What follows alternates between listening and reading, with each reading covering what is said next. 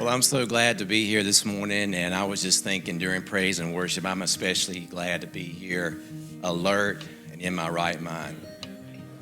I know my family will echo that, amen, and we're just so excited to be here. I graduated the program a year ago, and I met my wife 32 years ago. We both gave our hearts to Christ in a church very similar to this one in Thomasville, where the Spirit of God moved and the gifts of the Spirit functioned, and we were just radically changed, especially me.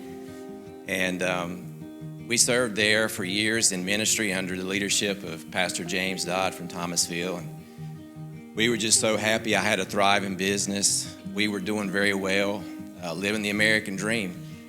And I got introduced to pain pills, and kind of like a leak in a tire. That's a very slow leak. It started out very small and turned into something very significant over time.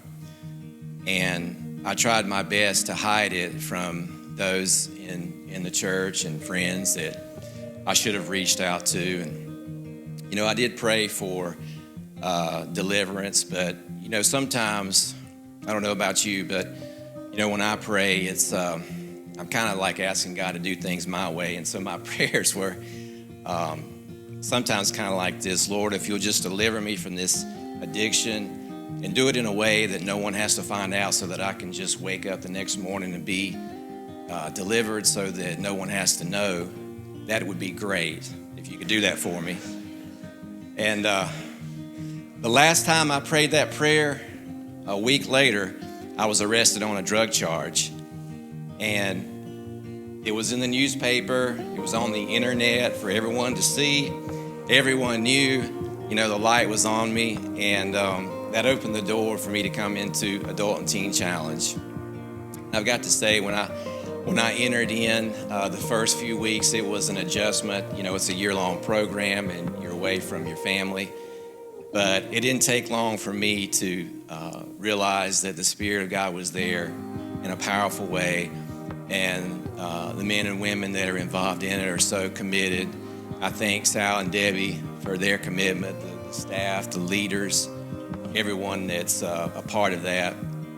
It just made such an impact in my life right out of the gate. You know, when I graduated, I knew really after just a few months that I was going to stay and help in the program, but toward the end, when I was getting ready to graduate, I wanted to present it to my wife. It's a good idea to ask your wife's opinion on life-changing decisions. And so I said, you know, the thing that they really want to feel like you're called to the ministry and to be a part of that, to you know, give back to the men here. And I said, honey, you feel like that I'm called to this ministry? And she said, with the wisdom of Solomon, she said, well, honey, all I know is it's all you ever talk about, you know? And I said, well, that's enough. That's all I need to hear. I already knew it. I wanted it to be confirmed in her, and that was it. And so, you know, we're so thankful for churches like you that support not only financially, but in prayer. It means a lot to us. It means a lot to Angie and I and my children as well, that, you know, we've got folks that support us. I don't know that we would have made it this far in our marriage. We were struggling. Last September, we celebrated 29 years.